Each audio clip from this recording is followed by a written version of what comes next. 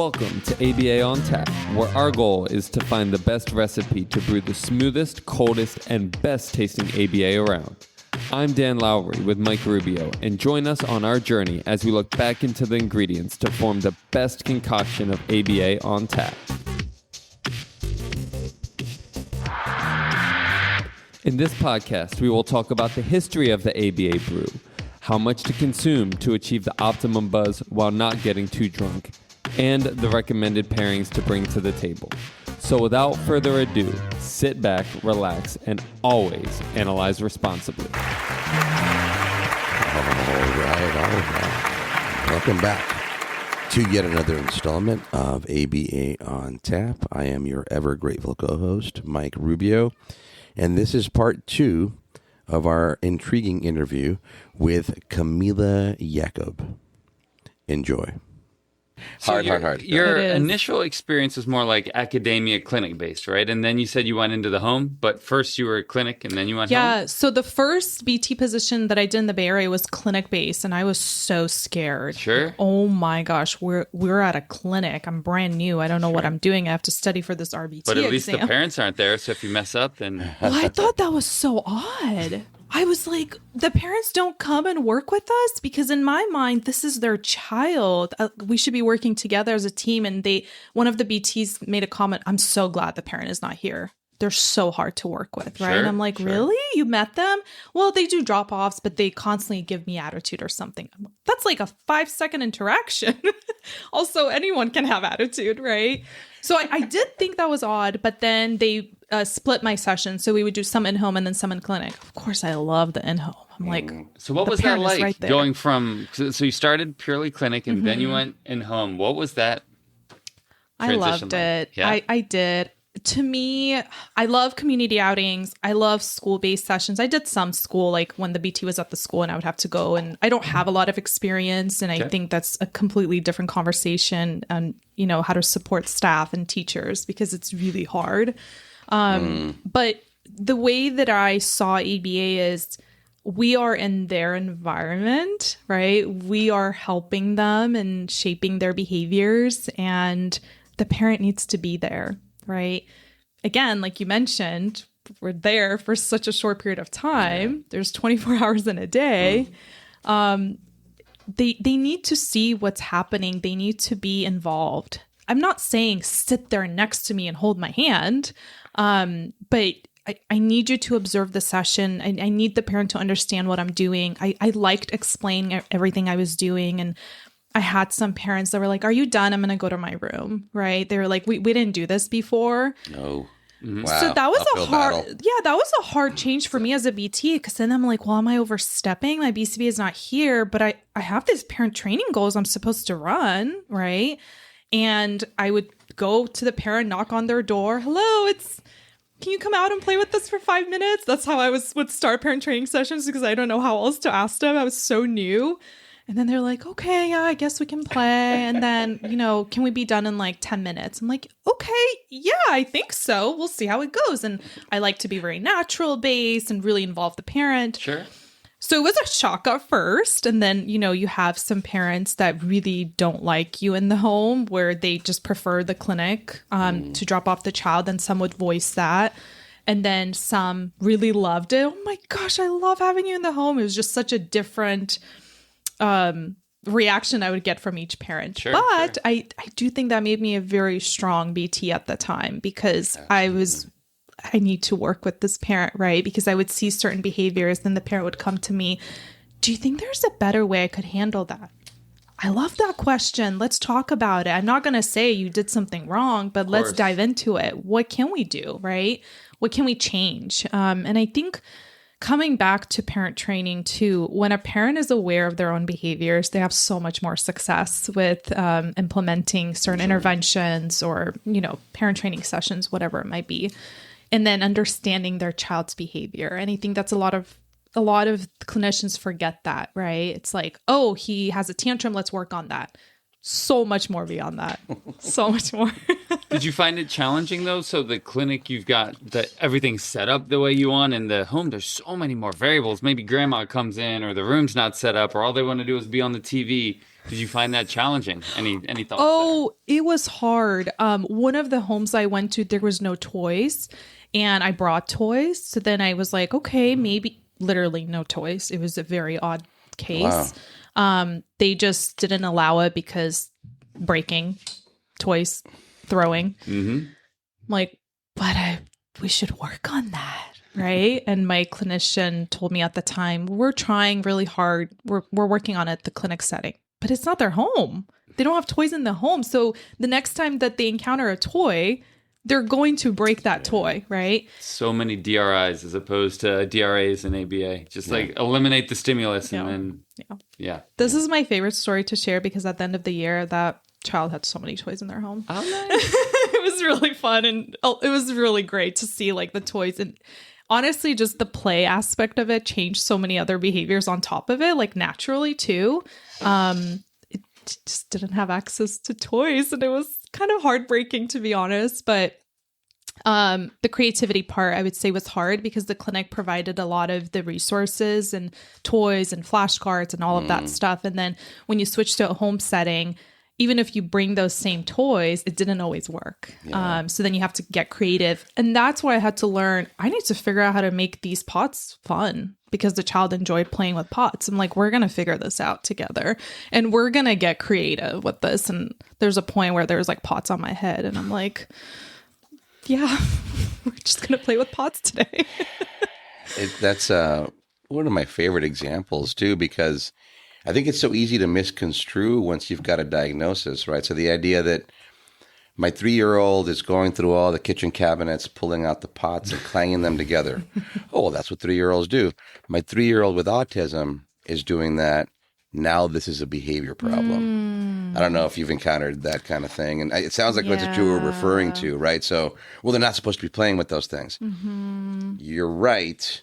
And then completely prohibiting them from playing with those things is only going to increase the motivating operation. Nothing like prohibition to right? Don't do that. Oh, now you're going to want to do that more than anything. That's how I am too. Someone told me not to do. I'm like, I'm going to keep thinking about it because they told me not to think about it. Right. And that's so hard sometimes, I think, to that whole deprivation satiety to tell parents, if you lean into this a little bit, I can't guarantee that it's going to happen tomorrow, but they might get sick and tired of this.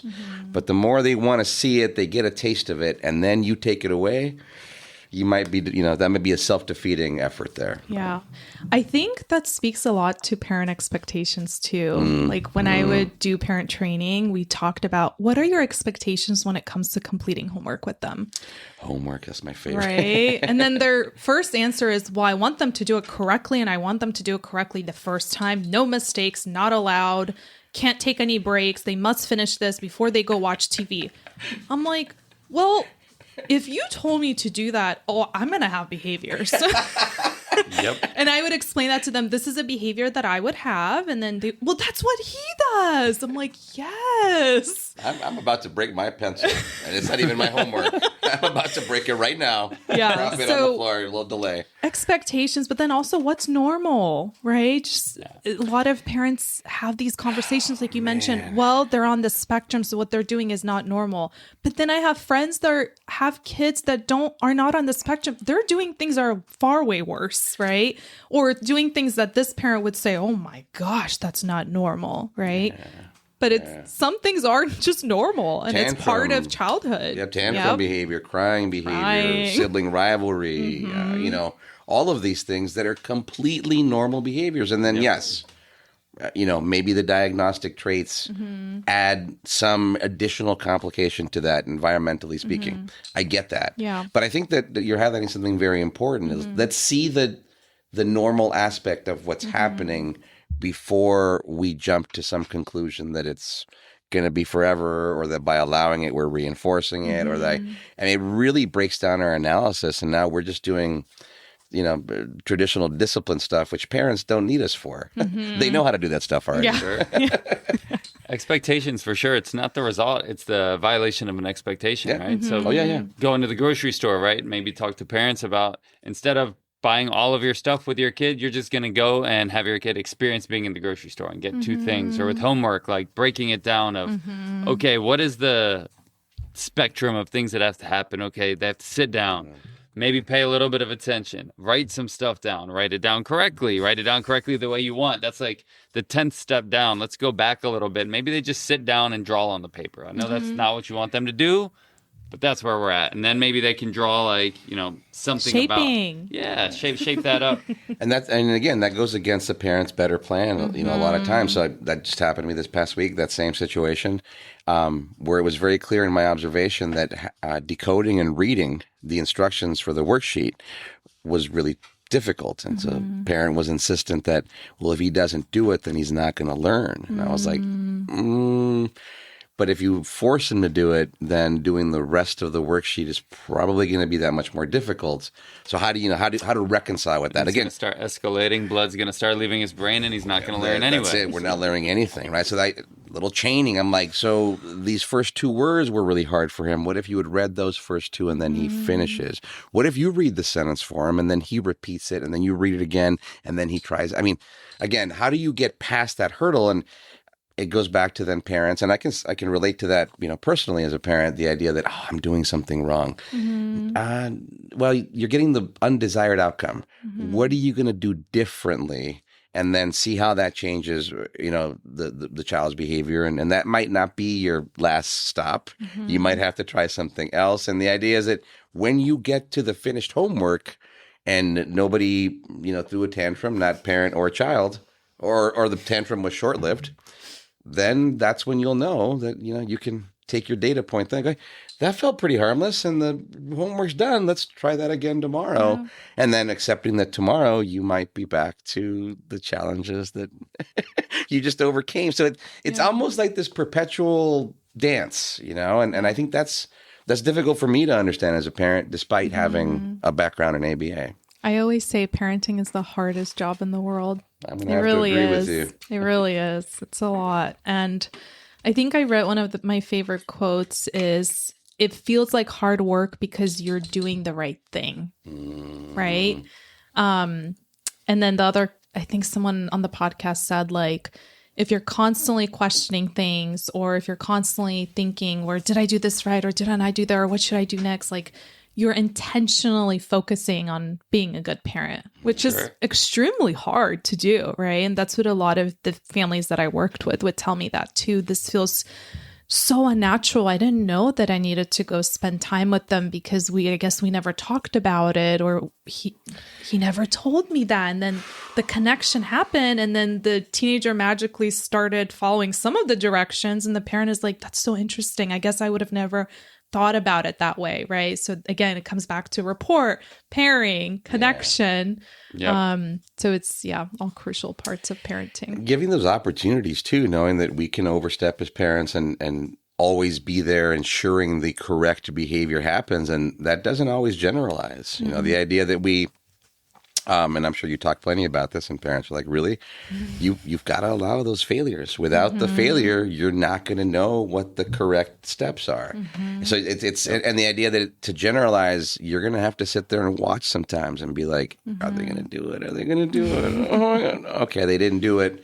And then the answer is, there's the answer now you go correct them? No, the answer sometimes you just take care of it yourself and you wait for the next opportunity. I think in ABA we've gotten very used to, and again, it's because of our very thorough structure, but the idea that we're going to make the desired behavior happen every time, even if we have to physically prompt it.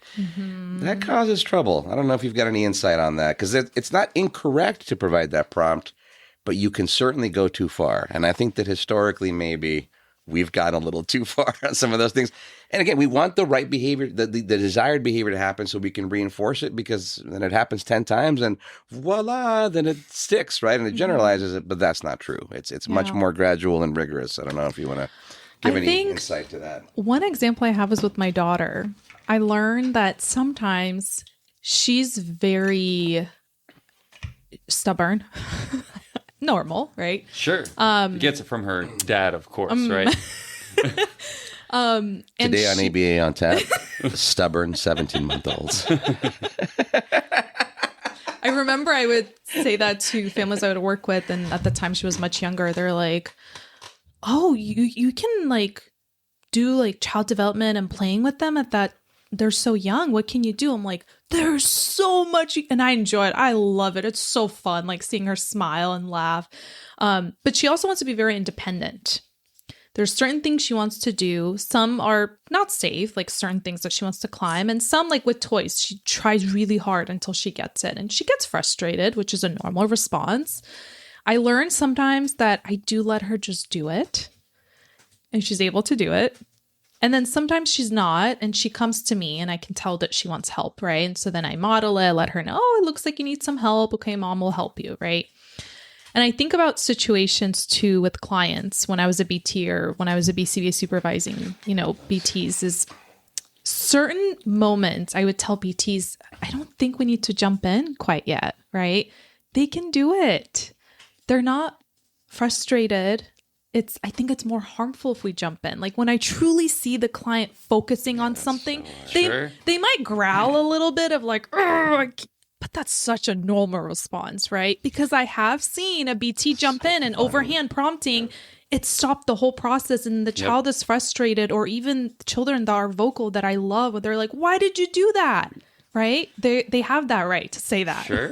Yeah. Because there's like a continuum. On one end, you have quickness. On the other end, you have independence. And so often BTs and parents are on that quickness side. We're late. Let's go. And we don't let people be independent. You got to run that next trial. What do you mean? There's no time that next trial.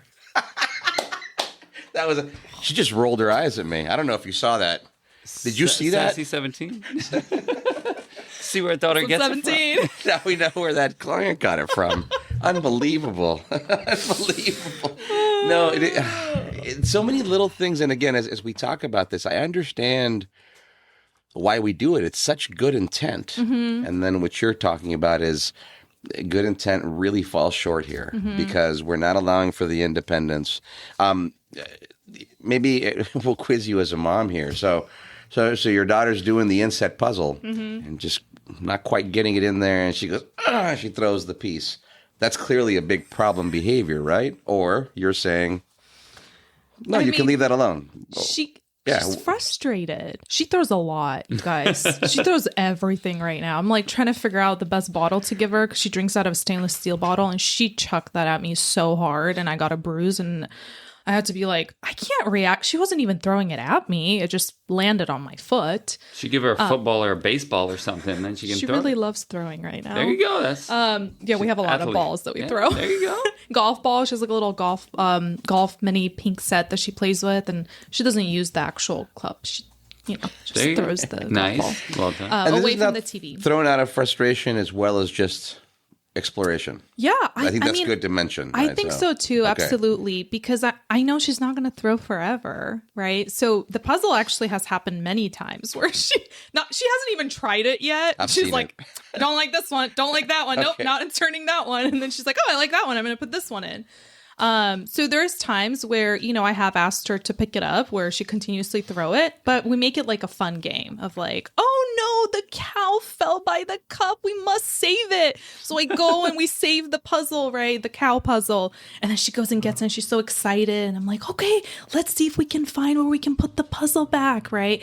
And then she's looking, and I love the scanning. It's like the best thing to see as a mom. I'm like, oh, she's really scanning. It's so sweet. And she's looking for it. And then sometimes she'll, put it in the right place. And then sometimes she's like, I lost attention. She's so young. She's like, what's next? Right. But there's moments where I'm sitting with her and I'm playing. She does throw. She's just like a quick throw. And it's not harmful in the moment. And I think some parents forget that, where they're like, my child must not do this behavior. Where sometimes it's just not harmful. And like you mentioned, it is normal too. So the idea that you see that happen and maybe you peer over and she's secure, nothing's going to harm her, she's not going to break anything, you may not say anything then. Yeah. And that's so difficult, right? I know as a parent, my daughter's doing great. She does one little grunt and what's wrong? What's going on? Now I'm paying attention. Now I need to fix it, whatever it is. And it's back to that stimulus, the idea that that sound. I am hardwired to see it as distress. I clearly have to go save something. And I think that happens to all parents. And then ABA says, well, wait a minute. What's the function here? Developmentally, is it okay for a child to get frustrated that they're putting things in and they can't do it? Somewhere in there's a motivating operation to try again, right? That's what the energy is. We say that with sportsmanship a lot of times, right? Like this force says, well, go say good game. And well, somewhere in that poor sportsmanship is a really strong competitive drive. And just teaching them to say good game isn't going to fix all that. But how do we harness that? And I think that's what you're talking about. These are very normal behaviors, personality normal traits, emotion, temperament, whatever we want to call it. And a lot of times, especially I think once we've got a diagnostic in place, we start correcting those things. That's maybe that's a whole other episode about how to distinguish between those behaviors, or what do you tell a parent about that? Like, ignore that one. Oh, you better pay attention to that one. That's a hard dance. It's like a whole textbook. It's hard. It's very hard. Get started. Yeah. That's your next project, right? Okay, perfect. I'll be here. So your first project, you said you kind of really got interested in parent training, and then you created a curriculum. Where'd that come from? How'd you create the parent training curriculum? Take us back to then. So PowerPoints, loved it. I learned that when I was presenting with a PowerPoint in person, parents were more attentive. So I'm like, okay. I'm like, they like the visuals. Great. They like the examples. Sometimes I would add like a little action on the PowerPoint slide. Oh, get those animations. Yeah. So then what I started doing is like the basic knowledge of ABA, explaining basic terms, right? And letting them know, I know this is a bunch of technical jargon. Ignore that part. I'm just trying to explain to you this part, but we're going to go over it in a realistic way. We're going to do some real examples, right? And then explaining the process of what that parent training session would look like moving forward. And I talk a lot about expectations from me as a clinician, right? And what I'm looking for from parent training, and letting them know this relationship is so important to me and crucial. So if you don't like something, you're not satisfied with an intervention, I want us to communicate, and I want us to be respectful and professional, right? Sure. And then I talk about all these other policies when it comes to, being disrespectful, harassment, all that stuff, because you have to nowadays. I've had BTs that were harassed for no reason, right? Or I had parents yell at me, cuss at me. I had parents that were like, I never want to do ABA ever again, right? Sure. And it's just a lot of misinformation that were happening between the BT or vice versa. So with the PowerPoint slide, I started off with, what is the first thing that parents need to know, right? So I would start there at the visuals. Then I slowly go into the more detail. Then I go over the programs that they're actually doing, because it's a lot on a report. It's so hard for a parent to read that. And I've had parents tell me that, like, this is a lot. It's like 30, 60 pages and you expect me to review that. And I constantly would go in and ask, do you have any questions? Let's review it together. And sometimes it would take me so long. And then I figured out a better way, PowerPoints. So it was just, was the key. Yeah, it was, I had way more success with it, and parents, again, were just so much more attentive. And then I would have homework assignments for them, and I would say, who doesn't love homework? I know. And I would tell that to the parent. I know it must feel like you're in school again, but I have homework. The BTs have homework. You as a parent have homework too, because we have to do this outside of the session. It's extremely important. And I was very honest. If we're only doing the work here in a 2 to 3 hour session and you're not able to do it outside of session, we're going to see very little success, right? We might have the stimulus control of like when the BT comes in and behavior is perfect, right? But then when that BT leaves, what happens, right? So a lot of honest conversations. I would let parents know, if you don't like my PowerPoint slides and you want me to do it in a different way, I'm more than happy to do it. And most of them said, I'm okay with PowerPoints, because sometimes they just say that, right? They don't want to make you feel uncomfortable. And then I had one parent say, like, do I have to watch the PowerPoint slides?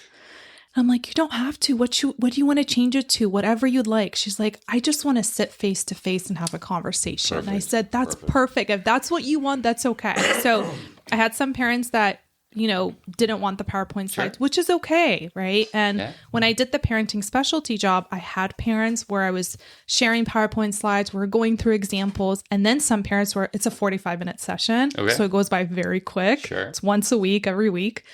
And sometimes we just talk for 45 minutes back and forth, going over examples and interventions and understanding behavior. So that was really successful for me because then I had a clear outline of what can I do when I have a parent training session, right? That's one thing I hated, is not having a clear system, an organized system. Sure. And that's what helped me. And then I would share those PowerPoint slides with my trainees, and then they were able to modify it to their clients as well.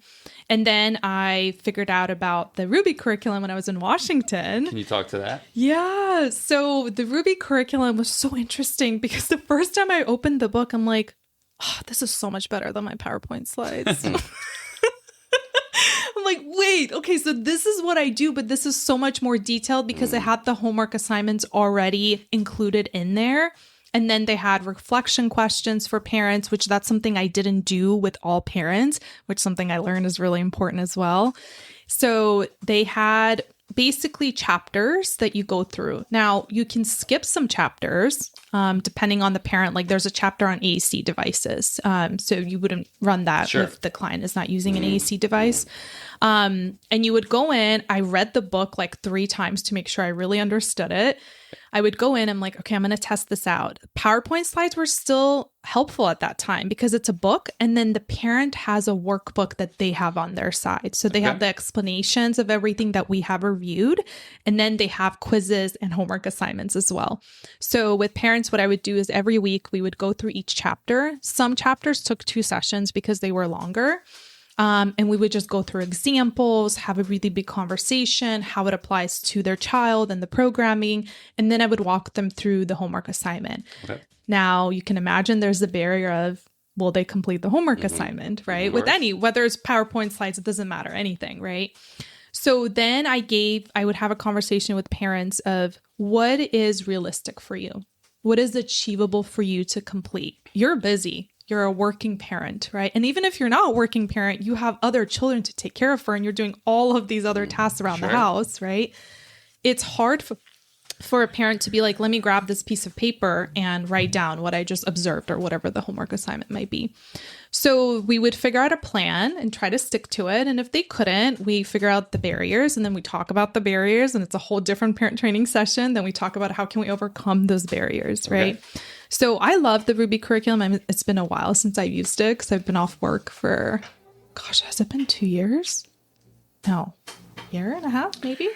Been a while. You're developing the alternative too. They're going to become competitors, strictly competitors, right? So we'll get to that. It's okay.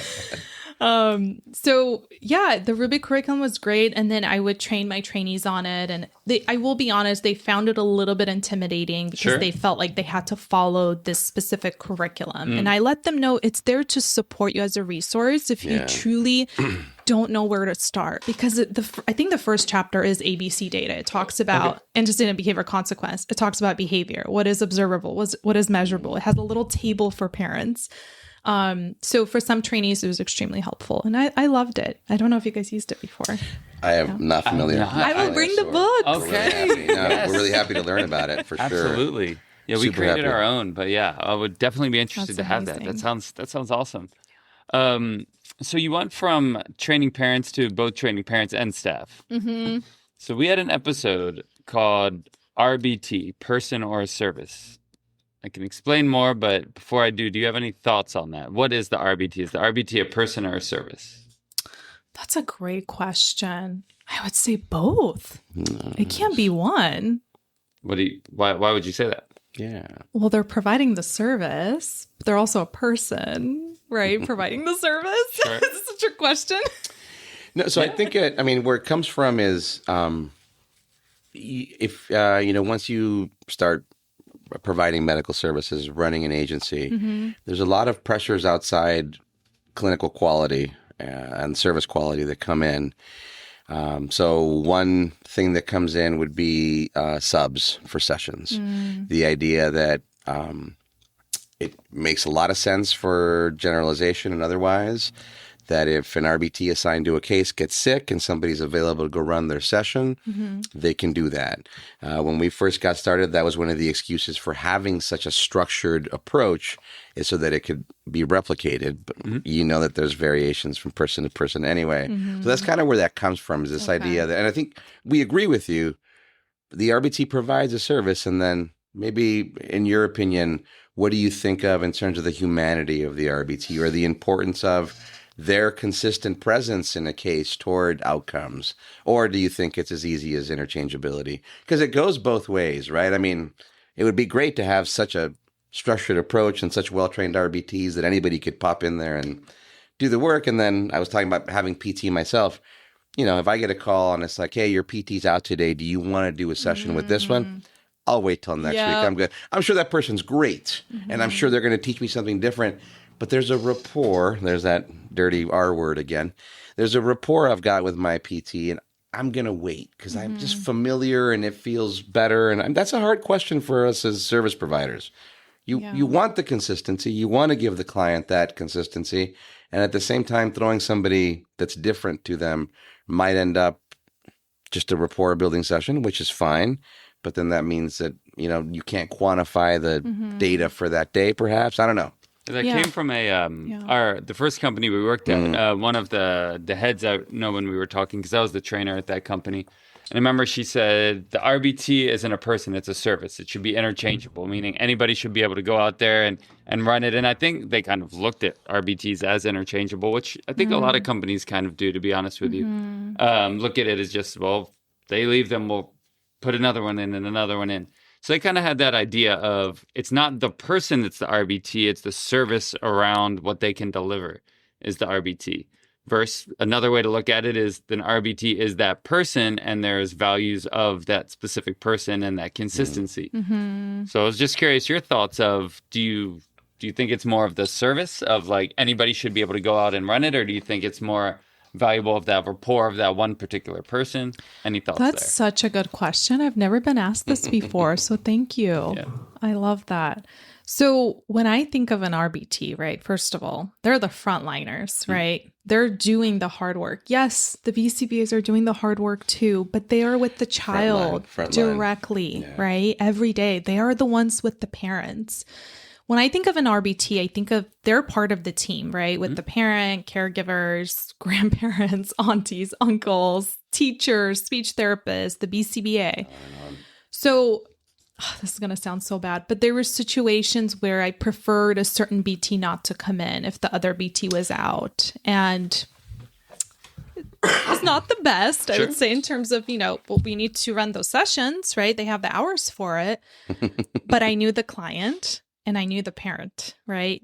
The session would have been worse with the other BT. Not that that BT was not experienced. This was such a complex case. And I think there's a lot of these complex cases that can happen.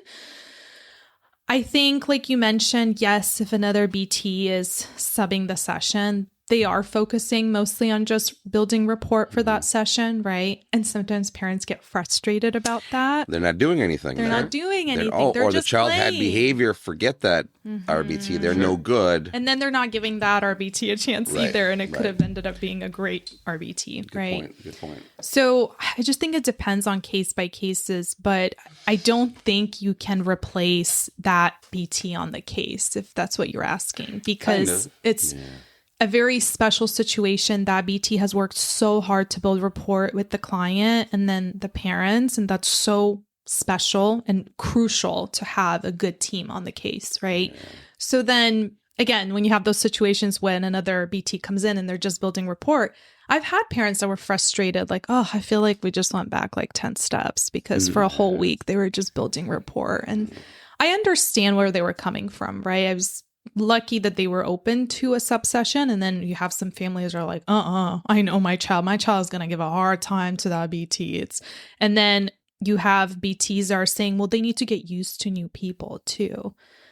Which there's truth to that, right? I understand. That BT's not always going to be in that child's life. Yeah. So that it's tricky, right? Yeah. Because there should be a level of generality. Otherwise, we're not designing ourselves out.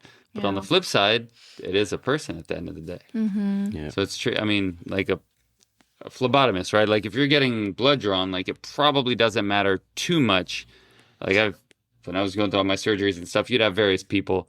Doesn't matter too much. But a therapist, like I was going to say therapist. A therapist, yeah. like you probably wouldn't want to hear like, oh, I've had the last 40 sessions with Susan. Johnny will cover. It's like, no, I'll just wait till Susan comes back. So we're somewhere in RBT, somewhere in that spectrum.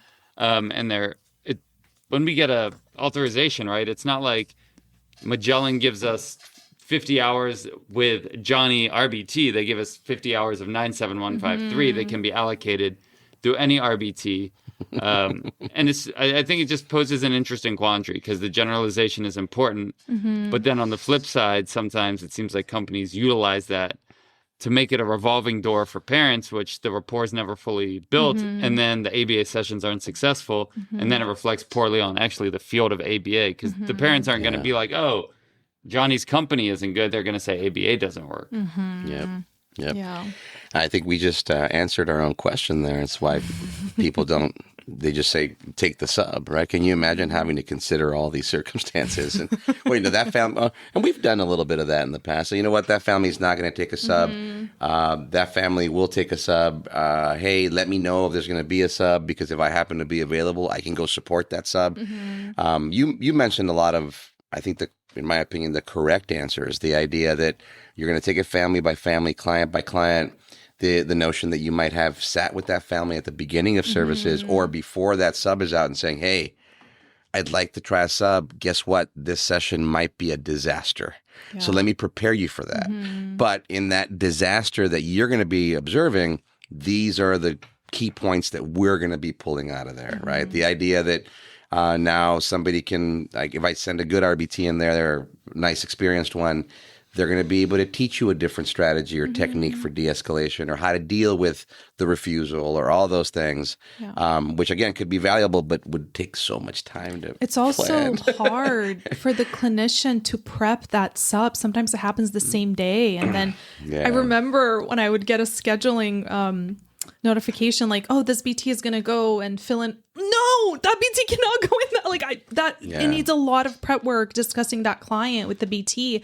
And then that BT comes in unprepared for that session. It's so unfair. And again, the prep work is probably going to be unpaid for a lot of companies now because you only get paid the direct time. But it's illegal in California. Every minute must be paid when it's tied to work. Correct, for sure. 100%. It's not going to be reimbursed by the funding source. So the company's going to have so they'll avoid it. Which a lot of companies are not going to eat that. And we're talking about making an effort to replicate, right? Which is, yes, it makes sense that somebody goes in well-versed, and then on the other end, it could be, look, you are our, sub, you're our substitute for the company. The notion that we might be able to train an RBT to get used to just going in cold to those situations, having prepared the family to say, look, they're just going to get, they're just going to be a new person in the environment that's going to try to engage. That's it. And yes, this session, we admit, might look really different, but it's necessary in terms of future subs toward consistency. If there's a staff change, we can't guarantee that this person's going to be here forever. And again, as I say this, so much to plan it's a lot. to make it successful, but maybe it's worth it. We'll talk about it in the near future. Yeah. So that was like your history and kind of how you got here. So talk to us about your new company. Talk to us about kind of where you're at now, what your goals are, what your company's going to look like. Yeah. You're going to be re-released into the ABA wild soon. What's the plan here? Yeah. It's exciting. It happened all so fast. Okay, talk to us. But it really validated that we're solving a pain point, which I knew that we were. It's just our field is so niche, and it's a small field, but it's also a really big field, right? It's hard to explain to people that are not in the field. So I told my husband, I'm passionate about parent training. I'm passionate about supervision. I want to create a software. I know that you can do it. He runs a whole engineering department. He's the smartest person I've met, honestly. And I knew that he could do it. And he told me, okay, design this. Tell me what you want. And what are you looking to solve, right? That's important to him to understand how is this software going to help people, trainees, organizations, and BCBAs. And we had a lot of conversations, nights, her nap times on weekends. We were talking about it, designing it together. And then it was time for him to code. And he got to work. Okay. created the software. Our first version was very interesting. It was just for tracking hours. And I looked at it and I said, I don't want to be another tracker. There are other trackers that exist, right? Ripley was a great option to come out because it was transitioning people from spreadsheets, and it was the first digital platform to support ABA fieldwork. I don't want to be another tracker. There's one that already exists, right? So I told him I want it to be more than that. I want the whole fieldwork experience to feel supported for both trainees and BCBAs. I also want organizations to have this system because they will need to scale as their organization grows, right? I don't want the trainees or the supervisors to pay for it if they're part of an organization. We know that organization can help support that, right? Especially if that's something that they care about, which we're piloting with organizations. It's really exciting. Some are really big and some are small. It's scary at first of like, oh my gosh, this is all happening. There's contracts going on and legal documents and we're going all in. And for them to come back and say, we've been looking for something for our fieldwork department, which makes me so happy to hear that they have a dedicated department for fieldwork and supporting their trainees. And these are the bigger organizations. So they want to do that for their employees, which is great. They don't want their trainees to feel left out. They want them to feel supported and really focus on the mentorship aspect. So when I told my husband, I don't want to be a tracker, I want to be something more, it started out as a tracker where the trainees can collect their fieldwork hours and input the data, right? And then we had a supervisor dashboard. So we have 3 dashboards. We have the trainee dashboard, the supervisor dashboard, and then we have the organization dashboard. And that's been the most exciting part, is to provide organizations full visibility and knowing where is each trainee with their hours. How much supervision is that BCBA providing? Are they actually providing quality supervision? Are they providing goals? How do you test if they're actually providing quality supervision? So that's a hard one, right? And that's something that I want to figure out. Okay. So we have a lot of conversations with my husband because I tell him, I want to be able to change how we provide supervision in terms of quality supervision because it's not good right now in the field. And I've seen it, right? I've seen as a clinical director, I've seen it when I was in Washington, and no one knows, right? Like my supervisor's boss didn't know what he was doing or vice versa. And it was really hard and difficult to know, like, I'm not receiving the quality supervision that I know I need to be. Sure. Because the trainee's not going to know. The person delivering it, of course, they're going to think they're giving quality. So. Yeah. So we're going to work towards it really hard. I'm really focusing on goals and feedback. And we were the first platform to integrate AI into ABA fieldwork. So that was really exciting for our users. We launched our open beta in March. So we're still in open beta because it's free right now. Anyone can use it. We might talk to you about that with our company. Yeah. And we really wanted to focus on, I want to build the best platform to support both sides of supervision. And a lot of our users are like, when are you going to start charging? Like, just tell us, I want to know the price. And then we have organizations that are like, we want this like later on, whatever you need to do, just tell us. I'm like, okay, great. They love our platform, which is good. But there was so much that we've added. And one of the first AI features that we added is AI goal generation from BCBAs on the supervisor dashboard. And what we focused on is, when I was a clinical director, if I have a newer BCBA who has difficulty writing a goal for a client, they're going to have a difficult time writing a goal for a trainee. Okay. And I saw that it was so helpful for trainees to have a written goal for them to understand what they need to do in terms of examples and specific objective data. We follow SMART criteria alignment in our AI goal generation. So it doesn't replace clinical judgment, right? When the supervisor goes in and generates the goal, they need to write the level for that trainee. So like, let's say they're beginner, intermediate, or advanced, the time frame of how long that goal would take. And then they need to input the primary focus area and then any supervision support that they may need to add. Okay. So let's say the primary focus area is parent training, Sure. right? You can be short, but we know that with AI, the better prompt that you give and the more information that you provide, AI will work better with you, right? Okay. But we designed it so that it does support clinicians who have a hard time of like, they're staring at a Word document. How can I write this goal for this trainee? It could be a soft skill. It could be time management, right? Okay. It could be professionalism, whatever it might be. But let's say it's parent training. They can put parent training, and then our AI will generate 2 goals. And you look at those 2 goals, it's very descriptive. It has the description, measurement criteria, supporting resources. The clinician can upload their own resources as well. So that's where I want to provide more features to support on how can we really view and prove that they're providing quality supervision, right? Because you could just write a goal. Well, that was my question. Yeah. I mean, I would see this with BCBAs or school IEPs, right? They'd be like, Johnny struggles self-advocating. So we're going to write a goal. Johnny will self-advocate on 80%. It's like, well, without any procedure behind it, like just because you write a goal doesn't mean anything. Just because the potential BCBA is late all the time, if I write a goal about it, doesn't mean they're going to stop being late. So do you have some supports in addition to like help on the back end, people fulfill those goals? Yeah. So right now we don't have those specific features. I've designed a few ideas for him. It's a lot. I have a lot of big ideas. But I wonder if there's a way for AI to pick up on trainees' progress with those goals and really show that are they truly working on that goal? But most importantly, is that goal actually helping them, right? Is it actually supporting them as a trainee to become a competent clinician in the future, right? And I think AI can get really creative and tricky. He has a lot of experience with machine learning, so he would be a better person to ask these questions. Exciting. It is. It's really exciting. There's a lot you can do with AI, but again, like how do we support in a way where it's fast, but also doesn't replace clinical judgment, right? Okay. So with the goals, again, it connects to smart criteria alignment, and you'll see it when I give you a little demo, I'm sure. I appreciate it. You'll see how it aligns to each criteria. And then it also provides like a rationale of why this goal is important for the trainee, which I think is helpful for some clinicians to know, like, why are you providing that goal, right?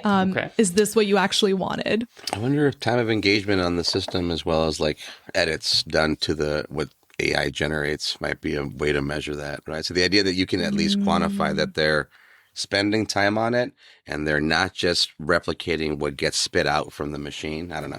That's interesting because our feature, after the goal is generated, there are 3 sections there you can click on: improve how specific it is, improve measurability, that's probably a good route, and then the last one is improve overall refinement. Okay. So when I was testing it, I was refining it like 10 times. I'm like, is this just going to keep getting longer, or are you actually going to be good at providing me the best goal for this trainee? And it does get more detail. It provides more examples, which can be helpful for trainees. Like if it's a parent training goal, specific examples of when a parent ignores your question or when a parent constantly jumps off topic. These are the things that you can say to redirect them back to the conversation, right? Nice. So very specific examples there too. This is version 1. Like when I designed it, there was at least 5 versions. So it was a lot and exciting. I'm like, I want all the versions released now, but it's hard work developing a software. I will be honest, it's more than I expected, but it's been so amazing to learn. And I've never imagined myself in developing a software, but it felt right with my husband, and it's been an amazing experience. And the second aspect that we have for AI is the test content outline.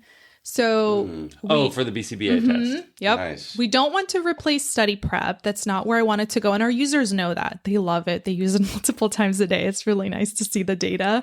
But the reason why AI is involved is it generates a new set of questions every single time to really give the trainee a new set of questions and to practice. And it gives a domain breakdown of like, oh, you did great in section B. This section you need to improve on, continue practicing in this section. It's very heavy scenario based, and it has different difficulty levels that they can choose from. So there's beginner, intermediate, there's expert level. Oh, snap. My husband was excited to add that, and he was like, Kamila, you need to test this one. And I was getting like PTSD from my board exam. I'm like, oh, this is a lot. I'm not trying to take another board exam. But I would say one of the best, features that we have that's all connected. So supervisors have full visibility into everything that the trainee has on the trainee dashboard. We also have automatic form generation. So for those monthly forms, final forms, Everything is generated in the dashboard and it syncs to the supervisor dashboard. Oh, cool. Signing takes less than a second. We're heavily focused on compliance checks for each requirement. We were the first ones to roll out for the 2027 requirements, which I was so passionate about because the BCB was not giving me a clear answer on some of the requirements. And then they finally released the 2027 newsletter of the transition guide, right? And I'm like, okay, now they have all the answers here. They probably were annoyed with how many times I was contacting them. So it was you. Thank you. That's why they never answer the phone. And they have a phone number. They do? They really do, right? Oh, they do now? They answer? No, they've never. When I was getting my BCBA, you could call them, and then you couldn't call them anymore as an email, and then you get a... Okay. I don't know. In a while. Maybe they do. I'm sure they do. It's been email for me, like the contact forms, and then I wait patiently. Yes. Yeah. Yes. Yep. So that's exciting. So is your market more to organizations who are going to use this? Is your market more towards the people about to accrue their hours that you want them to kind of get membership? What is your market? Who should reach out to you? And where do they find you also? MentraTrack.com. Can you spell that, please? We will put it in the show notes, but... MentraTrack. MentraTrack.com. It will be in the description. Check it out. Yes, thank you. So it's for trainees who are collecting their hours, right? So for fieldwork, whichever pathway that they choose, the concentrator or the supervised pathway. And for trainees who... we have a lot of them that transferred over from other platforms. I had a trainee that transferred over 800 hours. Oh, wow. And one of the interesting cases that we had is once those hours were transferred, she noticed how some of the months were non-compliant. There's no platform that checks for compliance and does the compliance checks to ensure that you really are meeting those requirements each month. That's awesome. So that was really exciting because I wanted that piece of like, I don't want the trainee to stress about it or the supervisor, and to be able to have the data to support that. So for example, it would say like, you're out of 2 out of 4 supervision contacts. So you haven't met the requirement yet because you need the 4 contacts, right? Or the minimum 20 hours. Sure. I'm talking about the older requirements specifically, but now the hours have exceeded 160, or now they're 160, which is great for some trainees. But so our goal was organizations. So for organizations to support their staff that are in the fieldwork process, right? We have a lot of single users. They find us organically, which is great. I think we're number 2 on Google search now. So it's really exciting. It was hard work to get there. Like marketing is something I had to learn, and it was new for sure because I was not part of like social media before and doing all of this online stuff. And, you know, I have to be on LinkedIn, and I have a community that we're growing and talking to each audience. So they find us through Google search, and then a lot of them were referrals, right? Okay. Which is really exciting because that means people are talking about it. So the organizations are our biggest pilots right now that we're piloting with. And then something exciting happened. We had universities reach out to us. Oh, wow. So then that really supported, okay, now we are supporting universities. And that was a whole different ballgame because they are collecting their fieldwork hours through their university, right? But then some of them are also receiving those remote BCBA supervision companies as well. So that was interesting to work with. So it kind of happened really fast again, but it's been exciting. We're still in open beta, and we really focus on the feedback that our users are giving us. And with organizations, it's a little bit different because they have the organization dashboard. So that's where, you know, the executive team can have access and have full oversight of their team for trainees and supervisors. And they have things of like, where are they in their process? Are they, you know, at the beginning stage, the second stage, third stage, fourth stage? What's the estimated completion date for each trainee? So we have a table that displays that. It takes the average data for that month that the trainee is collecting hours, and it will say like estimated completion date for, I don't know, August 2027 or something. And then it also shows how many supervisors are actually approving hours for their trainees because we have an approval flow that we've built in. So every trainee that submits an entry, it actually goes through an approval flow through their supervisor. Oh, cool. And that data does not count towards their total hours until the supervisor approves it. And that has been one of their favorite features. Awesome. Sounds cool. Yeah. I need to get back in the BACB streets, man. I'm so Everything's changing. I know. I need to check the stuff out. I've done this for the last 12 years in my various companies. I need to get back because we have an RBT. Our one RBT is actually in the SDSU BCBA program. Just that's started. exciting. So she's asking me to sign a contract. So I need to get back into the streets to I'm figure gonna have out you do that. what I'm signing You away. might need a good system. We're gonna talk about We'll that. be talking about yes, that. yes, we will beta test that for sure. Yes. And I can tell you like talking about this. Would it surprise you to know that we're almost at 2 hours? That's amazing. Oh I love that. gosh. Yes. I love that. I love chatting. I love it. Well, no, good. And that's the whole point here is we a lot of times people approach us and say, hey, do we bring this presentation, this publication? We're like, we just want you to talk. Yeah. Talk about what you're passionate about. And it was very clear that you love what you're doing. You're excited about your project. And we're very happy to have had the time to hear it directly from you. Thank you so much. Before we wrap up, maybe just one more time, anywhere that you want people to find you, go ahead and mention it now before we wrap up. So MentraTrack, anywhere else that you might want people to find you at the moment? We're on Instagram, TikTok, Facebook, LinkedIn. Name it. All under MentraTrack. Yep. Okay. Yep. Cool. Thank We you. will definitely stay in touch outside Yeah. of this about collaboration because we could definitely use your software for sure. Super exciting to have a local guest and sit in person with them. So thank you so much for giving us a part of your Sunday afternoon here and a beautiful day. And now we'll get back to it. Yeah. Thank right. you Do so you have much. the wrap up? We need our wrap up, Dan. So Oh yeah, incorporate parents, incorporate parents. ethical and compliant supervision. Anything else? And always analyze responsibly. Cheers. Thank you so much. Thank you. Always analyze responsibly. ABA on Tap is recorded live and unfiltered. We're done for today. You don't have to go home, but you can't stay here. See you next time.